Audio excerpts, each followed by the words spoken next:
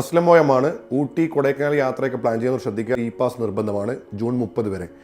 epass.tnega.org എന്ന സൈറ്റിൽ കയറി കഴിഞ്ഞാൽ നമ്മുടെ മൊബൈൽ നമ്പർ, ക്യാപ്ച, അതുപോലെ തന്നെ ഒരു OTP നമ്മുടെ മൊബൈൽ നമ്പറിലേക്ക് വരും. അത് നമ്മൾ കൊടുത്ത് നമ്മളിതിലേക്ക് ലോഗിൻ ചെയ്യാം. ലോഗിൻ ചെയ്ത് കഴിഞ്ഞാൽ ഇങ്ങനെ ഒരു പേജാണ് കിട്ടുക.